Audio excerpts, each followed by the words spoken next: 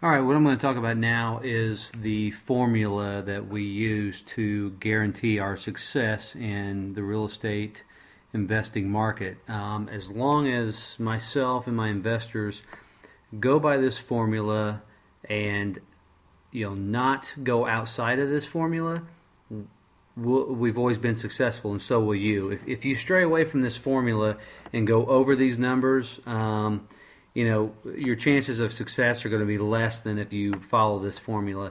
There's only one reason you would ever stray away from this formula, and that is the only reason would be is if you're looking for a property for yourself.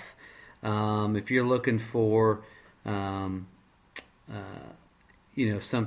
that you want to buy and live in yourself, like I did, then by all means you can stray away from the formula and you're still going to have some good equity. But if you're looking to buy and resell or buy and rent, you want to stick to this formula. The only time I've ever went away from the formula is when I bought the house that you can see, you saw on the website and you see in the videos and stuff when I'm talking to you. I bought this house at about 50 cents on the dollar. It's a 7,000 square foot home with an in-ground pool, 3 acres with a pond out in front. And after we purchased it from the bank and did some things to it, it appraised at almost double what we purchased it for. So that's the only reason you ever want to stray away from the formula. Otherwise, stick to the formula to a T and you will be successful. This is probably the most critical part of real estate investing. You see people that find a certain property that they think is going to be really good, so they overbid it. I see it all the time when I bid against other people, and they just overbid the property. And the bad thing about that is you might like that property a lot, and that might be a great property, but you know what? There's 50 to 100 other properties out there just like it that you can go and make offers on and get. So don't stray away from the formula and you'll be fine. Basically what the formula is, and this is where it comes for your fair market value analysis or your after rehab analysis. And for the fair market and comparables, you can get those easily from the realtor that you're working with, or if you have your own real estate license, obviously you can pull up good comparisons for what the property should be worth and how you want to start bidding. But basically you never want to go over 70% of the fair market value, and that includes the purchase of the property plus the rehab. So with those two amounts combined, you never want to go over 70% of the fair market value. So let's do an example of that. Let's say that we're looking at a property and the fair market value of this property is $100,000, okay? So our max bid with the rehab costs involved is going to be $70,000, okay? And more than likely, I'd much rather get that property for about 65% of the fair market value. So, I'd like to get it for about $65,000 if I can. That gives me $5,000 to either put in my pocket or use for whatever other costs that might come up. And usually the way I start doing it is, I'll start bidding on a property at about 50% of the fair market value, depending on what the property is listed at. We see a lot of properties right now that that are $100,000 that might be listed at $60,000. So I'm going to bid. I'm going to start my bidding at about $15,000 below that. So I'm going to start my bidding at about $45,000, knowing that that $70,000 is my max bid. Now, don't forget, you also have to consider what your rehab costs are. So after you go look at a certain property and find out what the updates are that you need to do to that property. Let's just take, for example, it's $20,000 on this property that you need to do the rehab on. So if the comparables and the fair market value for this property is $100,000, and you know that $70,000 is your max, but you'd love to get it at for $65,000 with the rehab costs included, you don't want to pay more than $45,000 for that property. Maximum $50,000 for that property. Okay, if it's listed at $60,000 and I'd like to get it for $45,000, I'm probably going to start at about $35,000 to $37,000.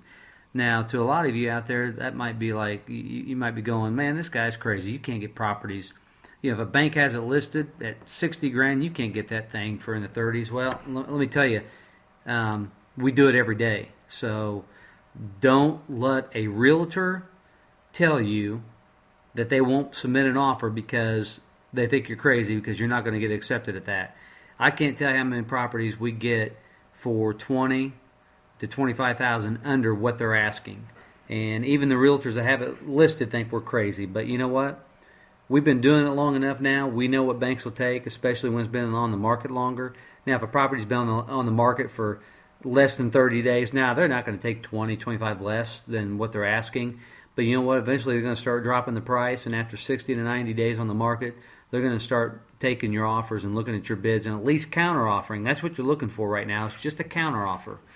Okay? So once you start getting the counter offer, okay, I'd like to get this property for 45 grand, but if I have to pay 50, I will. But there's absolutely no way I'm going above 50,000, because the 50,000 plus the 20,000 in my rehab costs put me at my maximum of 70,000. And let me tell you what that 70% is for, okay? We do that, we stay at that 70% mark because that gives you $30,000 in equity to mess with, okay? Let's say you put that house on the market for $99,900, okay, to try to get a sale and try to get the full value out of it. And you get offers coming in and you only get $90,000 for it. Well, you still got 20% equity that you're still making off of it, okay? If you decide to wholesale the property to another investor that doesn't want to do the rehab, they just want nice properties that are already finished, completed rehab, and look good, you might sell it to that to an investor at 80% of the fair market value, so you're still making 10%.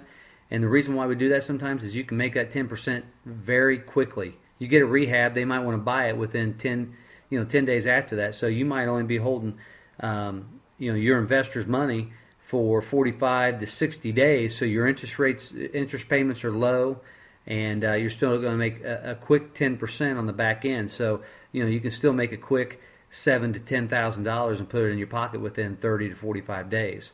If you're doing a couple of those at a time, you can see where it all adds up. I mean, right now, we're buying 10 to 12 properties every month, so you can see how that quickly adds up.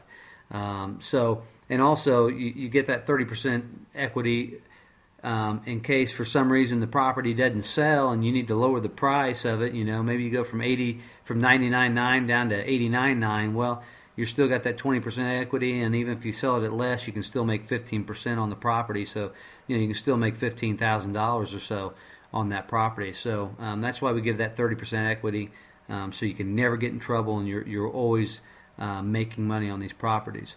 Another reason we do it is some of these properties are going to go, okay, I'm going to keep this one as a rental property. Now those properties, you're not going to put as much rehab money into it. So on a $20,000 rehab, you might only be putting $12,000 to $14,000 in that property. So now if you get it for 45, you got about 57,000 in the property. You go get a line of equity with the bank, and they'll give you, let's say, 75 to 80% of the appraised value. So you get $75,000 out of there to pay off your investor, and you'll still pocket a little bit of money. But with that equity position in there, your payments are low, and you can cash flow really well off of those properties. So as long as you stick to this formula and never stray away from it, you should be just fine. Now, you start paying 75, 80% of fair market value for these properties, you're just going to be hurting yourself and taking a risk and a chance of losing money in real estate investing. So just stay with that formula. It's 70% of the fair market value, and that 70% includes the purchase and the rehab cost of the property. Stick to this formula, and I promise you, you'll be very lucrative in the real estate investing business.